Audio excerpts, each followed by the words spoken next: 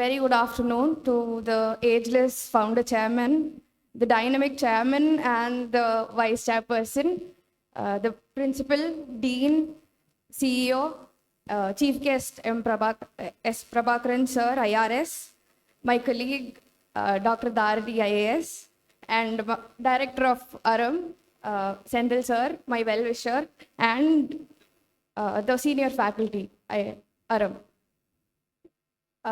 Very good afternoon to everybody as well. ஒரு 2 வருஷம் முன்னாடி எனக்கு தெரிஞ்சு நானும் அங்கே தான் உட்காந்துருந்தேன்னு நினைக்கிறேன். I graduated in 2022 from PSG College of Arts and Science. So I graduated in psychology.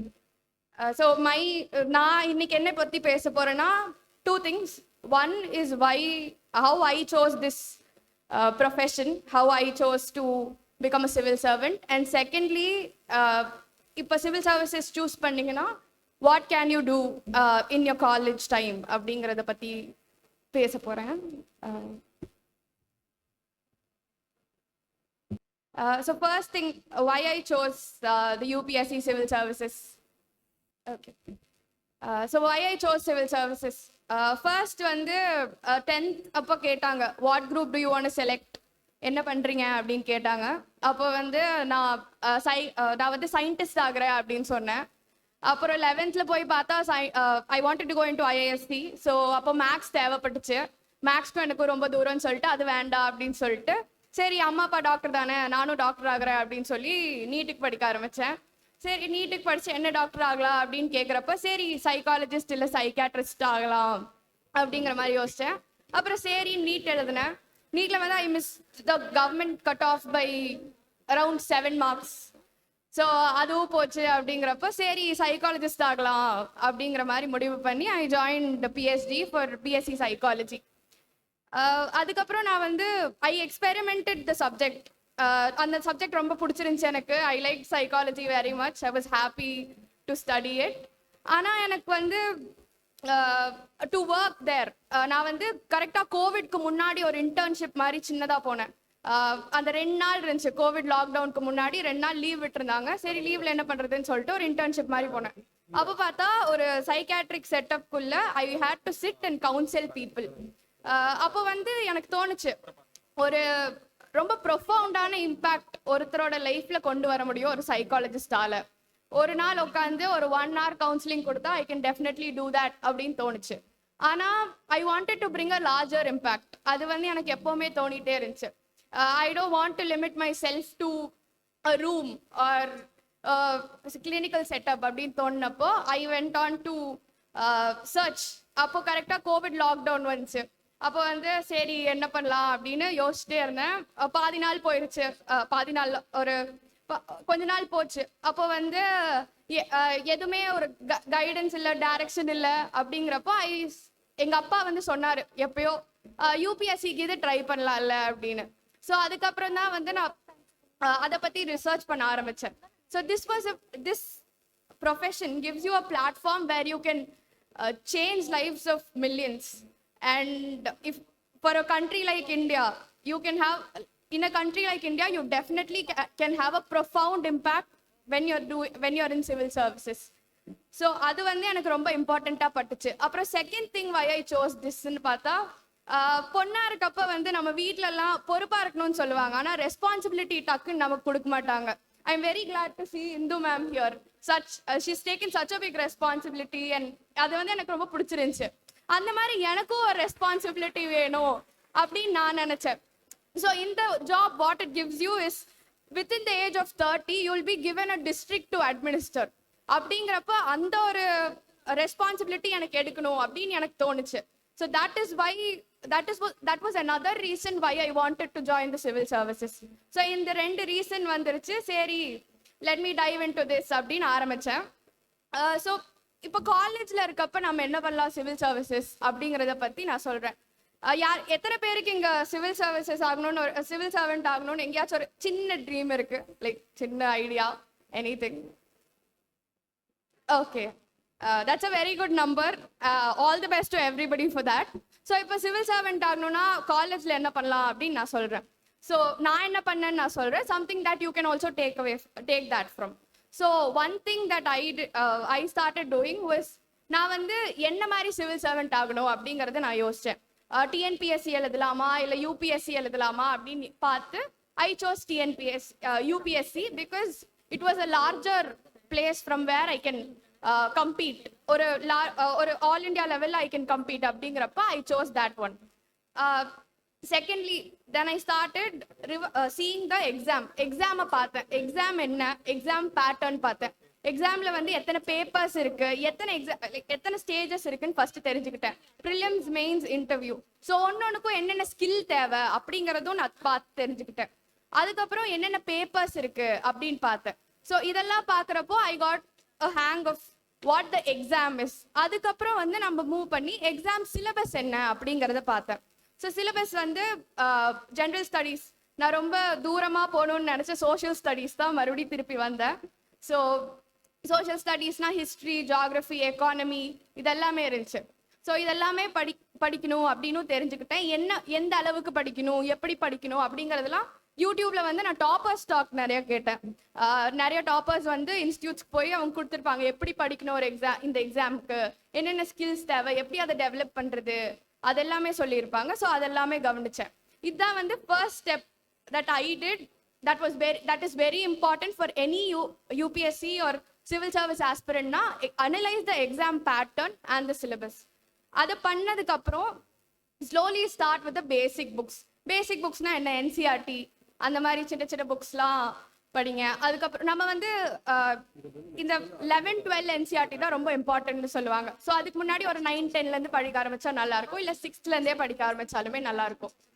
Third thing that I would recommend is ஒரு லாங்குவேஜ், தமிழா இருக்கலாம், இங்கிலீஷா இருக்கலாம், அதுல வந்து ஸ்பீக்கிங், லிசனிங், ரீடிங், ரைட்டிங் இது நாலுலையுமே highest proficiency that you can attain. அதை வந்து காலேஜ்ல வந்து பண்ண கத்துக்கோங்க. இதுக்கு வந்து நீங்க நியூஸ் பேப்பர் படிக்கலாம், இல்லை you can talk with your friends, அந்த மாதிரி எது வேணா பண்ணலாம். ஸோ அந்த லாங்குவேஜ் ஸ்கில் வந்து ஏன் இம்பார்ட்டன்ட்னா, நீங்க வந்து ஒரு ஆன்சர் எழுதணும் இல்லை ஒரு எஸ்ஸே எழுதணும் அப்படிங்கிறப்ப that is what will save you. So அதனால அதை நீங்க வந்து ஒரு இம்பார்ட்டன்ட் திங்கா வச்சுக்கோங்க. To improve your language, to understand the syllabus, start with the basic books. நான் வந்து I was an average student. ரொம்ப ரொம்ப ட்ரை பண்ண அபவ் ஆவரேஜ் ஸ்டூடெண்ட், அந்த அளவுக்கு தான் என்னோட கேலிபர் இருந்துச்சு. So I thought I start early. அதனால தான் நான் வந்து காலேஜ் படிக்கிறப்போ ஒரு செகண்ட் இயர் ஒரு 4th செமஸ்டர்ல இருந்து படிக்க ஆரம்பிச்சேன். அப்போதான் இந்த பேசிக் புக்ஸ்லாம் படிச்சு மெதுவா ஐ ஸ்டார்டட் வித் ப்ரிப்பரேஷன். அதுக்கப்புறம் வந்து இந்த எக்ஸாம்க்கு என்ன தேவை அப்படிங்கறத வந்து என்னால காலேஜ்ல என்ன எடுத்துக்க முடியும். I was very opportunistic at that time.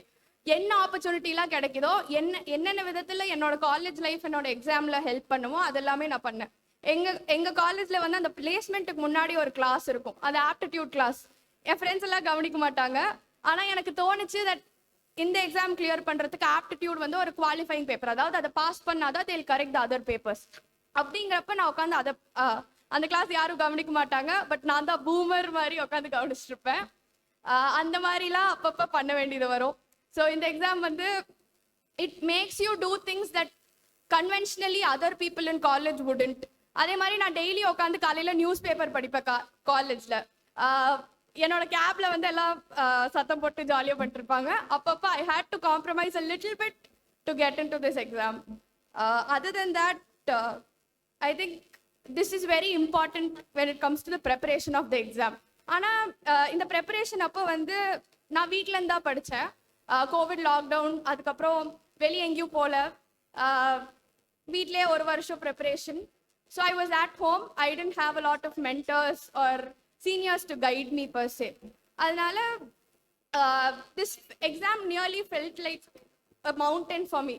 ஏதோ ஒரு பெரிய மலையை போய் அட்டைன் பண்ணும் அப்படின்னு நினைக்கிற மாதிரி தான் இருந்துச்சு. எத்தனை பேர் இங்க ஊட்டி மலைக்கு போயிருக்கீங்க? ஊட்டி போயிருக்கீங்க? போகாதவங்க யாரும் இருக்க மாட்டாங்கன்னு நினைக்கிறேன். ஸோ இந்த exam it felt like that only for me. ஒரு பெரிய மலை மாதிரி இருந்துச்சு. ஆனா ஒரு மலைக்கு வந்து நீங்க பாத்தீங்கன்னா போறதுக்கு ரோடும் இருக்கு, ட்ரெயினும் இருக்கு. அதே ஊட்டிக்கு போக ரோடும் இருக்கு, ட்ரெயினும் இருக்கு. So you have to choose the road R train that will take you to the pinnacle.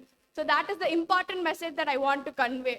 And ஒரு சீனியரா, ஒரு 2 வருஷம் சீனியரா ஒரு general advice, try to B proactive in your life. ஏன்னா இந்த இந்த காலத்தில் வந்து நம்ம கோ வித் த ஃப்ளோ அப்படின்னு சொல்லிடுவோம். ஜாலியாக எப்படி போதோ வாழ்க்கை அப்படி போயிடுவோம் அப்படின்னு நினைப்போம். ஆனால் that is not how it works. we have to have big dreams, Dharani akka sonna mari. So it is very common, it is very easy for us to aim small and be satisfied with a minimal life. Ana only when we dream big, only when we want to do a greater thing, that we can impact greater number of people. So adha vandu or important milestone ah vechukonga. Adha mari second one that I want to talk about is being consistent, like sir said. In the proactiveness kullaye I try to do one thing every day. என்னன்னா நான் daily தூங்குறதுக்கு முன்னாடி யோசிப்பேன், what have I done for my life today. இது வந்து ஒரு existential question மாதிரி இருக்கும். அப்பப்போ வீல் என்னடா பண்ணிருக்க வாழ்க்கையில அப்படிங்கிற மாதிரி அது எப்பயாச்சும் நினைப்போம். ஆனா அதை டெய்லி நினைச்சோம்னா we'll try to be that person. Like ஒரு நல்ல பர்சனா இருக்க வாய்ப்பு அதிகமா இருக்கு. நம்ம என்னவா ஆகணும் அப்படின்னு நினைக்கிறோமோ அதான் ஆக வந்து வாய்ப்பு அதிகமா இருக்கு. So these are the two things that I will two.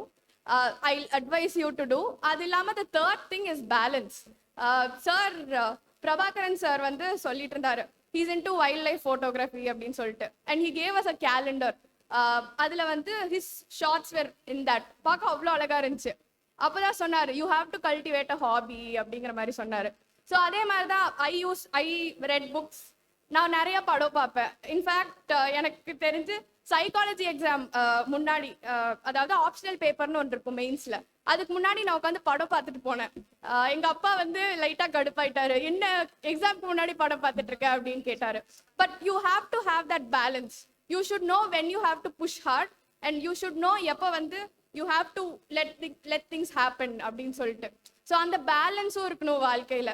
So காலேஜ்ல இருக்கப்ப ஃபுல்லா வந்து காலேஜே வேணாம் அப்படின்னு சொல்லிட்டு ப்ரொஃபஷன் மேல மட்டும் ஃபோக்கஸ் பண்ணீங்கன்னா காலேஜ் லைஃபோட ஃபன் அதெல்லாமே விட்டு போயிடும். So try to have that as well. But அந்த தூங்குறதுக்கு முன்னாடி ஒரே ஒரு தாட் டெய்லி, இன்னைக்கு என் வாழ்க்கையில நான் என் கரியருக்காக என்ன பண்ணியிருக்கேன். இந்த ஒரு 4 வருஷம் நம்ம கஷ்டப்பட்டா அடுத்த 40 வருஷம் நமக்கு சோறு போடும். ஸோ அந்த கால்குலேஷன், அந்த சின்ன கால்குலேஷன் யூஸ் பண்ணி try to build upon a future for yourself. All the best to everybody. Thank you.